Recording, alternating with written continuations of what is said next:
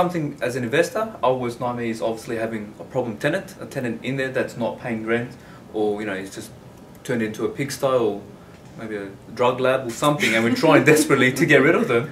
It does happen. It does, rarely, but it does happen. I've never personally seen one, but say if that was the case, what are the steps that you take to get rid of one of those problem tenants? Okay, well, there is a big difference between, a problem tenant in being a nuisance to the neighbourhood or growing drugs, making drugs, whatever, as opposed to rent arrears. So they're two totally different procedures. It can be a bit more difficult to get someone terminated based on, their parties every night and smashing bottles all over the neighbourhood. They've got to be issued, so many warnings. It's kind of like an employee. You've got to issue them warnings when they're not performing to their best. You issue these warnings to the tenants, and then you've got your paper trail, which is what you use to then follow through with the tribunal for eviction. Whereas rent arrears is pretty black and white, yet still there are some agents that still step over. They get a little bit confused. You've got to chase that up from day one, so you've still got to have your paper trail, but obviously the Act pauses us a little bit from actually taking action as quick as we would like to. We'd like to go over there the very next day and say, hey, your rent was due yesterday, what the hell are you doing? Give them a shake-up. We do that as much as we can.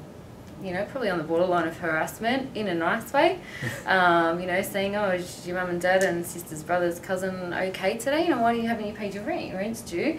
But, you've got to make sure you also follow the regulations. So you've got to make sure you serve your notices on time and follow it that way through. If you still don't get your rent, well then you take that extra step. Okay, and what are times the timelines for when you issue like the first warning letter or the next one or going to tribunal? Well, you've pretty much got to get onto it straight away.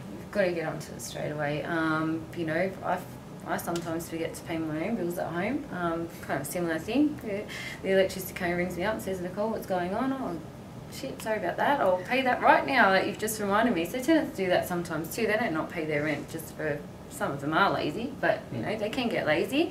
But if you're on the ball straight away, and the majority of the time, as soon as you hit them, it's like, oh, I'm so sorry, or I was at the doctors yesterday because my daughter was sick or my dog got run over or whatever.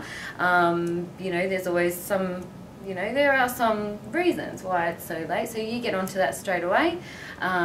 Basically, from day one. So you would go day 1, day 2, day 3, and all the way to day 14, where you can then issue the actual notice for termination if they're still not coming through.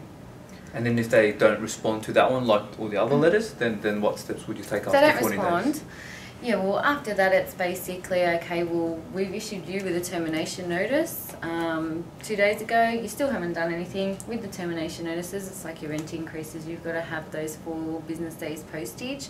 So after you do wait those 4 days, that piece of paper is actually valid. The tenant got it the next day, or you can be like me and have enough of it because you've tried chasing them for the last 14 days that you literally go out there and go, hey, here's something for you, it's served straight away. You can serve the notice after 14 days, if no response? If no response, after the 4 business days postage, we give them a call and say, hey, you've got a termination notice of unpaid rent, your rent still hasn't been paid, I really want to see that money now. It's gone way too far, otherwise we'll have to take the matter further, and then that's just up to the discretion that we have between the owner and myself. Do you want to take further action, or if the tenant really does, the tenant might be really struggling, they might have lost their job or something and they're getting a new job this Friday, we can make a payment arrangement. We'd keep them on obviously a permanent termination notice until they actually follow through with that payment arrangement, until they actually caught up, or we'd actually make an application to tribunal straight away and get that payment arrangement in orders. So if the tenant doesn't listen and abide by them orders made, it's really easy to get another hearing. Okay, and let's just go down the path of worst case scenario, not responsive, don't want to enter a payment plan, not responding to. What are the steps of getting them out as soon as possible? Yeah, so that would be definitely apply the tribunal straight away. Obviously, if you've tried to contact this tenant all the way up to before even serving them a termination notice, then that the termination notice is probably not going to do anything either. So you've got to action that straight away. As soon as that termination notice is valid, you jump on that and get straight into the tribunal as soon as you can. Okay, and how long does it take to get into tribunal and get the matter heard? It all depends. There are several different tribunals. Some are busier than others. Just like there's different members. Some are nicer than others. So yeah, it can be. I think the minimum wait's about 10 days. So yeah, it's from 10 days onwards. It could be 10 days. It could be 2 weeks. It could be 3 weeks. It's just the luck of the draw, really. Okay.